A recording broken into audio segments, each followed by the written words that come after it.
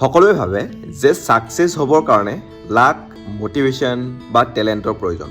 প্ৰকৃততে যদি মোটিভেশনৰ দ্বাৰাই সাকসেস হ'ব পৰা হ'লে হয়, তেতিয়াহ'লে সোমবাৰৰ দিনাখনৰ পৰা জিম সম্পূৰ্ণ ফুল হৈ গ'ল হয় আৰু শুক্ৰবাৰলৈকে খালীয়ে নহ'ল হয়। সত্য এইটোৱেই হয় যে বিনা ডিচিপ্লিনত আপুনি জীৱনত শক্তিশালী হ'বই নোৱাৰে। লাগিলে সেয়া ফিটনেছেই হওক, কেৰিয়াৰেই হওক অথবা মাইণ্ডছেটেই হওক। টেলেণ্ট এটা গিফ্ট হয়, কিন্তু ডিচিপ্লিন হ'ল এটা স্কিল, যাক আপুনি সদায় গঢ়ি তুলিব লাগিব। যদি আপুনি যেতিয়া মন যায় অকল তেতিয়াহে কাম কৰে, তেনেহ'লে কেৱল এভাৰেজতেই থাকি যাব। আৰু যিয়ে সদায় নিজৰ গ'লৰ ওপৰত কাম কৰে, তেওঁহে প্ৰকৃততে গেম চেঞ্জ কৰিব পাৰে। মটিভেশ্যন এদিন আহিব, এদিন যাব, কিন্তু যিটো অভ্যাস ডিচিপ্লিনৰ দ্বাৰা আহিব, সি আপোনাক সদায় ষ্ট্ৰং কৰি ৰাখিব। এবাৰ ভাবকচোন, যদি বিৰাট কোহলীয়ে কেৱল যেতিয়া মন যায় তেতিয়াহে প্ৰেক্টিচ কৰিলে হয়, তেওঁ আজি ইমানখিনি ছাকচেছ হ'ব পাৰিলে হয় জানো? নিশ্চয় নহয়। তেওঁ প্ৰত্যেক দিনাই প্ৰেক্টিচ কৰে, লাগিলে তেওঁৰ মন থাককেই বা নাথাকক। সেয়াই প্ৰকৃত ষ্ট্ৰেংথ। সকলোৱে ভাবে এতিয়া সময় নাই, এতিয়া এনাৰ্জি নাই, কিন্তু সঁচা এইটোৱেই যে আপুনি যদি ডিচিপ্লিনেই নাৰাখে, তেতিয়াহ'লে আপুনি কেতিয়াও ষ্ট্ৰং হ'ব নোৱাৰে। আৰু যদি সদায় এক্সকিউজেই আপোনাতকৈ ষ্ট্ৰং হয়,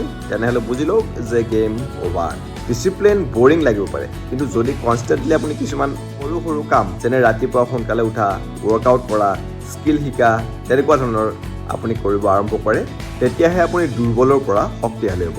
হয়, আপুনি কমফৰ্ট জোনত থাকি দুৰ্বল হৈয়ে থাকক, নহ'লে ডিচিপ্লিনৰ দ্বাৰা আনবিটেবল হওক। চইচ আপোনাৰ।